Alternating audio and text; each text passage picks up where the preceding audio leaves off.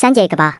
ဒါဟာတကယ်ကိုစမ်းကြဲအံ့ဩဖို့ကောင်းတဲ့ကဘာကြီးတစ်ခုပါတရက်မှာတော့ချက်ခါထူးဆန်းတဲ့တရဝတစ်ကောင်ကိုမတော်တဆနင်းမိပြီးအဲ့ဒီကောင်ရဲ့ပိုက်ထဲကိုကျသွားခဲ့ပါတယ်ဒါကြောင့်ဖိုးအိုချက်ကလေးသူ့သားကိုတာရဲတွင်ထဲကနေကဲထုတ်ဖို့ကလွယ်လို့တခြားရွေးချယ်စရာမရှိခဲ့ပါဘူးအဲ့ဒီနောက်သူတို့သားအားဟာတရဝကြီးရဲ့ကြောပေါ်ကိုခုန်တက်ပြီးတခြားလူတွေကိုအမိလိုက်ဖို့မနာတတ်နေခဲ့ကြပါတယ်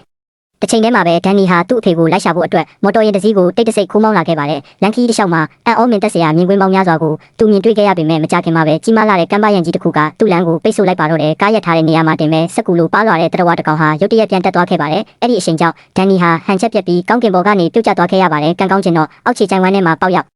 နေတဲ့မိုးပိုးမွားအိတ်ကြီးတွေပေါ်ကိုကျသွားလို့သူတက်တာရခဲ့ပါတယ်။အတိအကျအဲ့ဒီအချိန်မှာပဲလှုပ်ဝက်ဆန်းကျဲတဲ့အပြာရောင်တရဝါလေးတစ်ကောင်ဟာသူ့ရှိတက်တဲ့မှာပေါ်လာပြီးလက်ကင်ပိုးဝါတစ်ထည်ကိုထုတ်ပြခဲ့ပါတယ်။ဒန်နီကဒါဟာသူ့အဖေဂျက်ကီရဲ့လက်ကင်ပိုးဝါဆိုတာချက်ချင်းပဲမှတ်မိသွားခဲ့တာကြောင့်သူ့အဖေစီလမ်းပြပေးလိုက်လို့နဲ့အပြာရောင်တရဝါလေးနောက်ကိုလိုက်သွားခဲ့ပါတယ်။မကြခင်မှာပဲသူတို့ဟာပူပေါင်းတက်တော်ကြီးစီကိုရောက်ရှိလာကြပါတယ်။အဲ့ဒီကကြီးမားလာတဲ့ပူပေါင်းကြီးတွေဟာစီကြကြနဲ့ဖောင်းလိုက်ပိန်လိုက်ဖြစ်နေကြပါတယ်။ဒန်နီဟာအပြာရောင်တရဝါလေးနောက်ကနေထက်ချက်မကွာလိုက်လာရင်းနဲ့ကြီးမားပြီးစုတွေအပြည့်ရှိတဲ့အလုံးကြီးတွေတွဲလောင်းကြနေတဲ့တစ်ပင်တစ်ပင်အောက်ရောက်သွားခဲ့ပါတယ်။တရဝါလေးကသူ့ကိုအဲ့ဒီမှာခစ်တဆောင်ခိုင်းပြီးဒန်နီကိုစားပစ်ဖို့အတွက်စူးလုံးကြီးကိုတွားနှုတ်ပါတော့တယ်။ဒါပေမဲ့စူးလုံးကြီးကအစားတွေအလွန်ကြုံစားထားတာကြောင့်အိမ်မောကျနေပြီးအပြ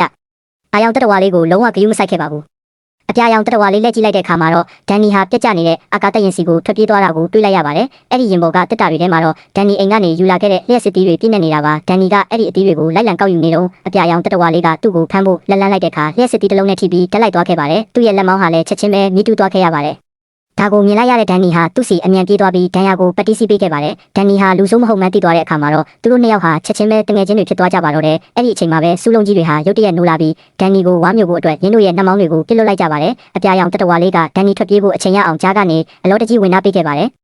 ဒန်နီတယောက်အစားခံရတော့မဲ့ဆဲမှာပဲသူ့အဖေနဲ့အဖိုးဖြစ်သူတို့အချိန်မီရောက်ရှိလာခဲ့ပါတယ်။အဖိုးဖြစ်သူချက်ကစူးလုံးကြီးတွေကိုမိမုတ်ဆက်နဲ့မှုတ်ထုတ်ပြီးမောင်းထုတ်ပစ်လိုက်ပါတယ်။အဲ့ဒီနောက်သူတို့၃ယောက်ဟာကမ်းပါးပေါ်ကနေချက်ချင်းပဲခုန်ချလိုက်ကြရငါးလေးတွေနဲ့ပဲတက်တက်ဖွဲ့စည်းထားတဲ့မြစ်တစင်းပေါ်ကိုအပိုင်ပဲကြားရောက်သွားခဲ့ပါတယ်။ဒါပေမဲ့စူးလုံးကြီးတွေကတော့လိုက်ဖို့လက်မလျှော့ခဲ့ကြပါဘူး။အဖိုးအိုချက်ခါလမ်းပွင့်သွားအောင်မိမုတ်ဆက်နဲ့မြစ်ကိုမိရှို့ပြီးဟာကွက်တစ်ခုလုပ်ခဲ့